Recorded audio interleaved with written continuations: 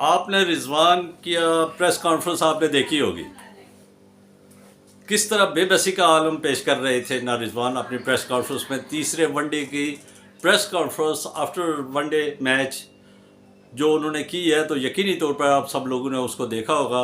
और उसमें उसने छोटा सा एक बात की है, लेकिन उसके आप पीछे जो है तो बहुत बड़ी एक कहानी है। जो उसने एक छोटा सा लफ्ज़ कहा था कि जी मैं बेबस हूँ, इसमें भी जो है तो मेरे अंदर रिस्ट्रिक्शन है कि मैं यहाँ पे भी कोई फ़ैसला नहीं कर सकता। ये इंतहाई अफसोसनाक ये प्रेस कॉन्फ्रेंस का ये जुमला हमारे लिए काफ़ी अफसोसनाक था।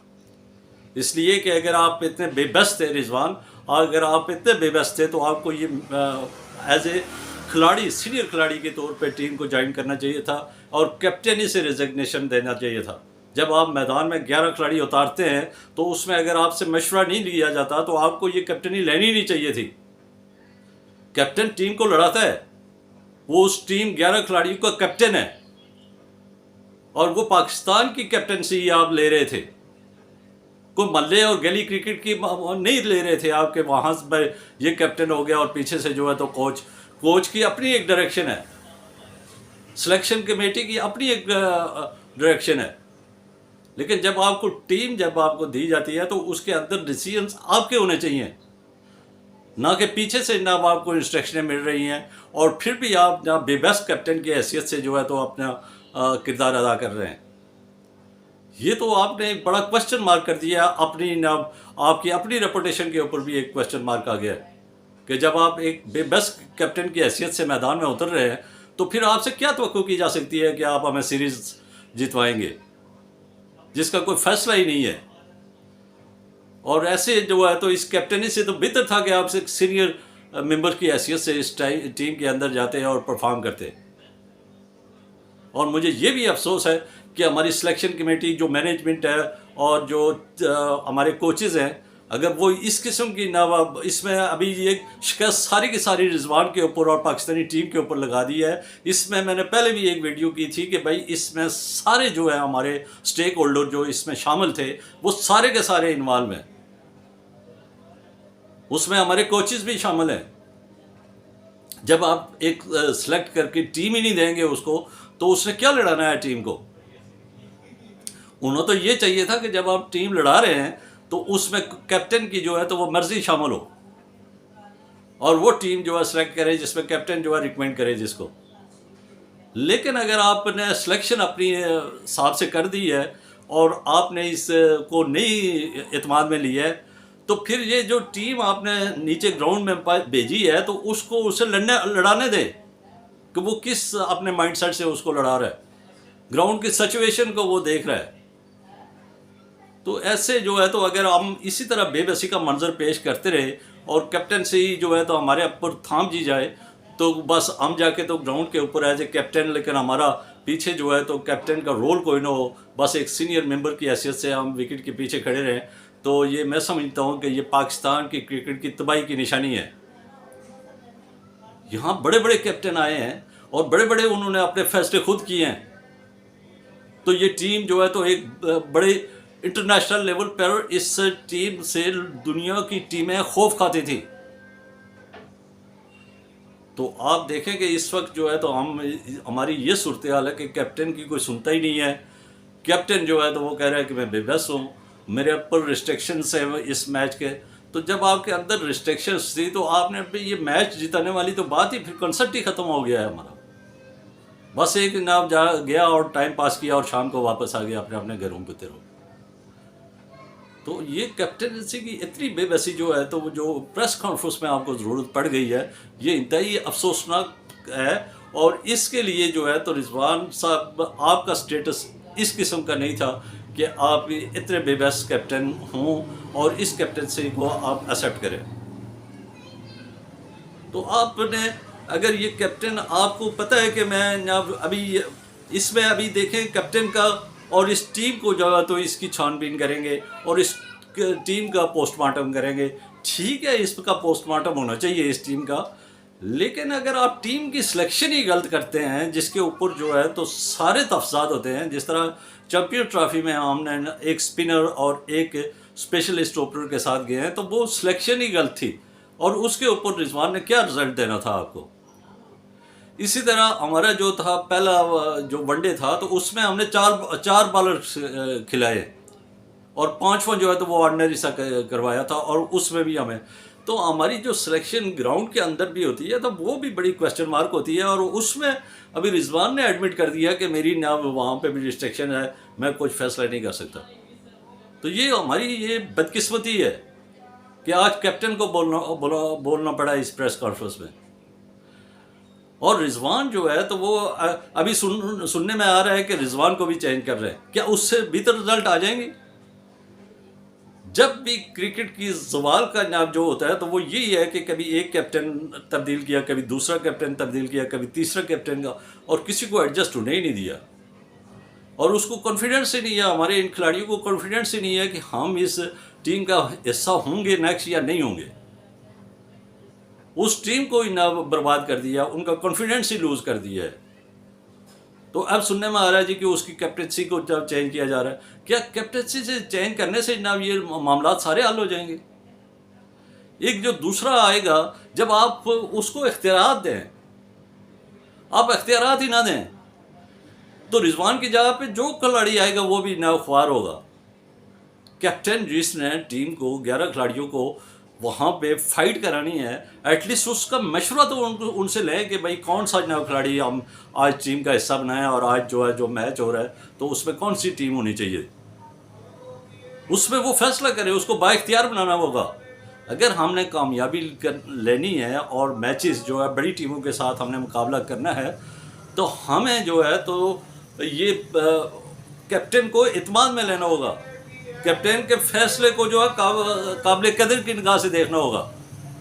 कोचेस जो है तो वो ठीक है, वो कोचेस उसके टेक्निकल सिस्टम को ठीक करें, बाकी उसको फैसले पे इख्तियार दें। सिलेक्शन कमेटी का काम है कि वो भी इस कैप्टन को जब भी कोई टीम सेलेक्ट करते हैं तो उसमें इसको इख्तियार दें। अब आप इख्तियार ही ना दें और टीम अपनी मर्जी से सिलेक्ट करके रिजल्ट जो है तो वो रिजवान से लें, तो वो ऐसे रिजवान से ना रिजल्ट नहीं मिलेगा आपको।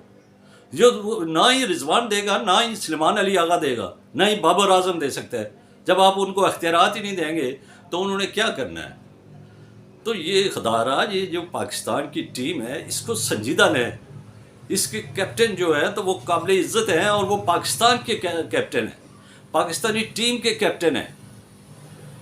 उनको इत्मीनान में लें, पाकिस्तानी टीम को इत्मीनान में लें, उनको डी ग्रेड ना करें। गलत फैसले आप करके तो डी ग्रेड टीम को कर रहे हैं, आप मेरिट को ना पामाल कर रहे हैं। टीम का मेरिट रखें और उस मेरिट के ऊपर फैसला करें।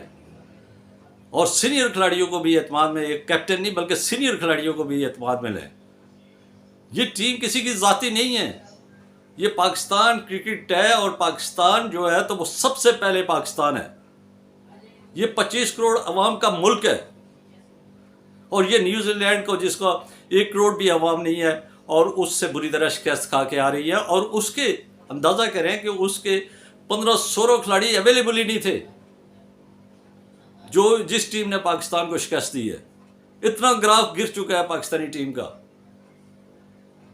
यानी हमने अक्टूबर से लेके इस वक्त तक हमने बहुत सारी तब्दीलियां कर दी हैं। अब एक और गलती करने के लिए सुना है जनाब कि ये बहुत सारी जनाब गलतियाँ चेंजेस ला रहे हैं, एक और गलती करने के लिए जनाब आप एक और स्टेप उठा रहे हैं। आप इसमें से जो है तो जो परफॉर्मर हैं उनको रखें, इस टीम का हिस्सा बनाएं, और जो नहीं परफॉर्म कर रहा है उसकी जगह पे मुतबादल देखें कि कौन सा खिलाड़ी जो है तो वो फिट है, उसमें नए हों या पुराने हों।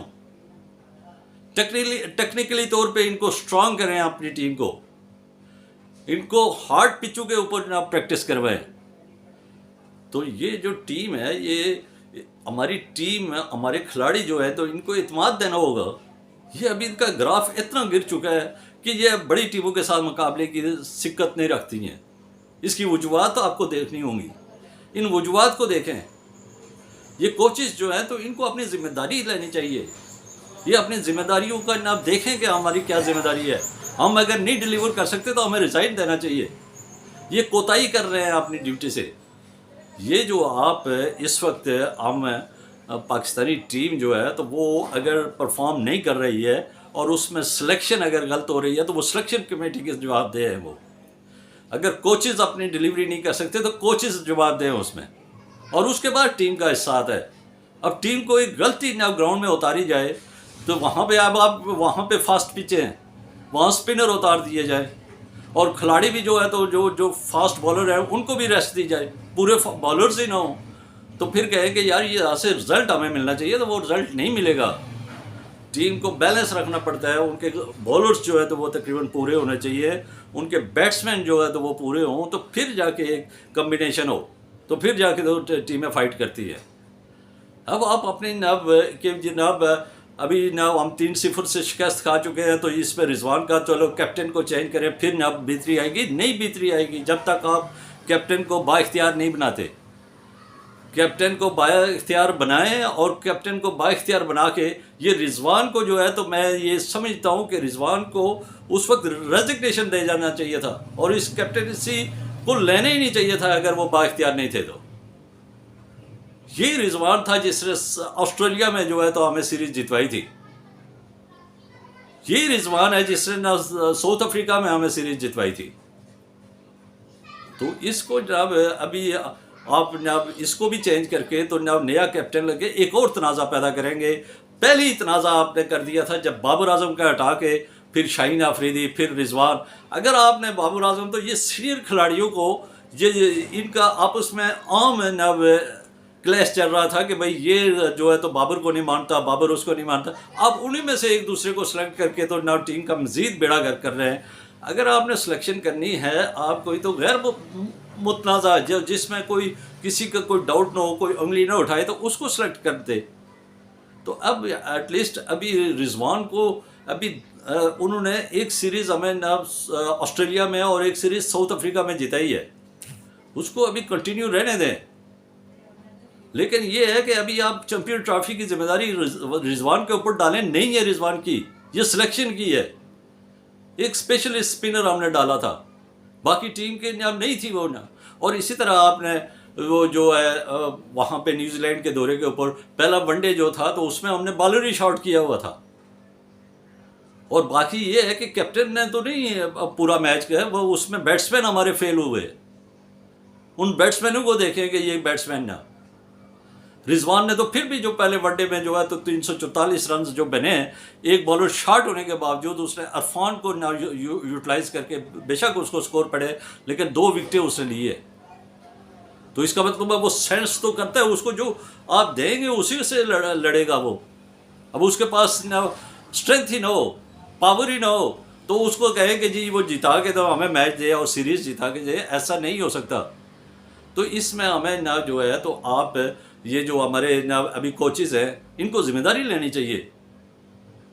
ये आप ब्लेम करके उनको तो बस अपना नई टीम एक सेलेक्ट करके फिर एक और क्राइसिस पैदा करने जा रहे हैं। ये अगर रिजवान को इस वक्त हटा के इस टीम की ना तब्दीली कर रहे हैं, जिस तरह T20 में आपने बस जो मिला उठा के भेज दिया उधर, और वहाँ पे बुरी तरह शिकस्त से हम वापस आए हैं, और इसी तरह आप वनडे को भी करना चाहते हैं। तो ये अगर इसी तरह करते रहे और कैप्टन चेंज करते रहे और आपने संजीदा स्टेप न उठाया, तो फिर पाकिस्तान की हालत भी वो बांग्लादेश जैसी हो जाएगी, श्रीलंका के जो है तो वो, और जो दूसरे खिलाड़ी हैं हमारे अब जिम्बाब्वे हो गई है, आयरलैंड हो गई है, फिर इस तरह की पोजीशन पाकिस्तान की हो जाएगी। तो पाकिस्तान के ये जितने भी ये स्टेक होल्डर है, इनको आप देखेंगे अभी आप रिजवान के पीछे पड़ गए कि जी उसको जनाब, और उसको पावर भी नहीं दी गई है। ये भी एक जुल्म है, ज़्यादती है जनाब इस कैप्टन के साथ। रिजवान को तो पहली बात है कि कैप्टनसी लेनी ही नहीं चाहिए थी, अगर लेनी थी तो उसमें पावर होनी चाहिए थी। वो खामोशी के साथ ये जुर्म है, और उस जुर्म के जिम्मेदार जो हैं तो वो रिजवान भी हैं, बराबर के शरीक है कि आपको अख्तियार ही नहीं, आप बेइख्तियार कप्तान होकर नीचे मैदान में उतरे हुए हैं।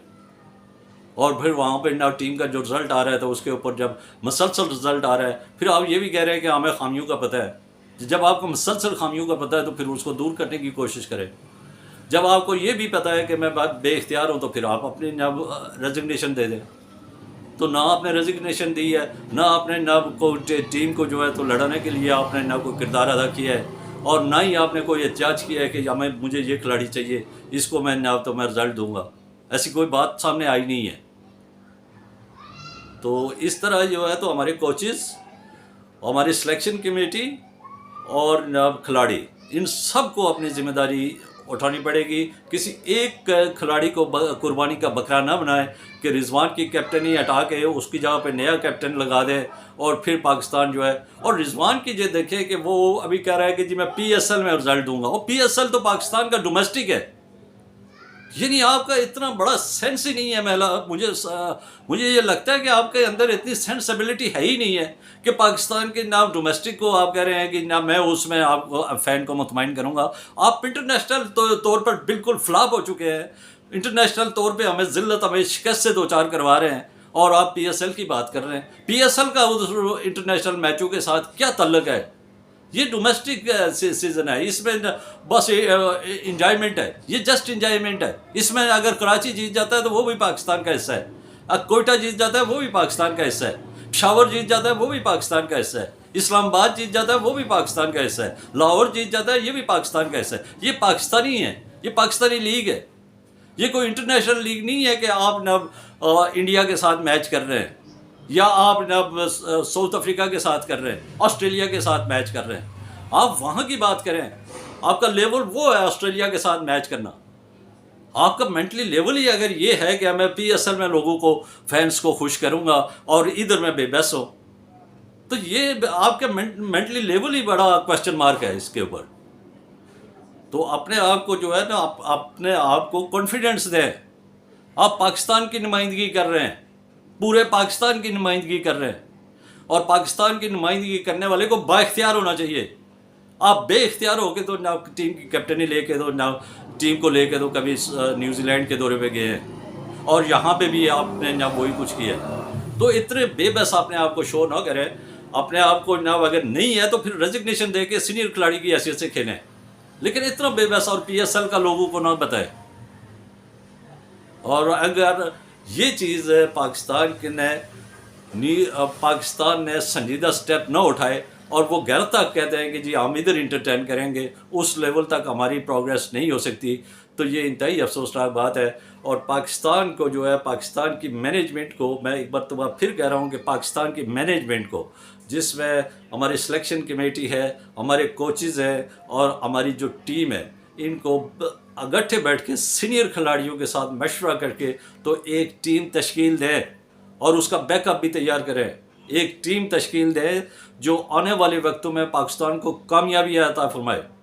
और अगर पाकिस्तान इसी तरह चलता रहा कि कैप्टन को चेंज करते रहे, खिलाड़ियों को चेंज करते रहे और अपनी मर्ज़ी करते रहें, कोचेज़ अपने फ़ैसले खुद करते रहें, सिलेक्शन कमेटी अपनी मर्ज़ी की करती रहे, तो फिर पाकिस्तान का अल्लाह हाफिज़ है और पाकिस्तान को फिर डूबने से कोई नहीं बचा सकता। तो इस वक्त भी पाकिस्तान को एक चांस है, इस वक्त भी ज़िम्मेदारी का मुजाहरा करें और पाकिस्तान के इन खिलाड़ियों को कॉन्फिडेंस दें और इस कॉन्फिडेंस के साथ ये मैदान में उतरें कि पाकिस्तान की पूरी कौम, पाकिस्तान की सिलेक्शन कमेटी, पाकिस्तान की जो सिलेक्शन कमेटी है और पाकिस्तान के कोचेज़, ये सारे जो है तो मैनेजमेंट पाकिस्तान PCB की, ये सारे हमारे साथ हैं और हमें बैक कर रहे हैं, ताकि वो एक कॉन्फिडेंस के साथ मैदान में उतरें और पाकिस्तान को विक्ट्री की तरफ ले जाए। अदरवाइज़ अगर पाकिस्तान के ये खिलाड़ी जिनको कॉन्फिडेंस ही नहीं है, जिनको इख्तियार ही नहीं दिया गया और बेख्तियार होकर जाके मैदान में प्रोग्रेस देंगे, तो फिर पाकिस्तान की ज़वाल को कोई नहीं रोक सकता। अब तक के लिए इतना ही, मुझे दीजिए इजाज़त। खुश रहिए, आबाद रहिए और इस चैनल को सब्सक्राइब करिए। विदाउट सब्सक्राइब आप देख रहे हैं तो इस चैनल के साथ जुड़े रहने का मकसद ये है कि सब्सक्राइब करके इसको अपने साथ रखें और जब भी ना कोई नई वीडियो आती है तो उसको आप देखें। तो मुझे दीजिए इजाज़त। अल्लाह हाफिज़।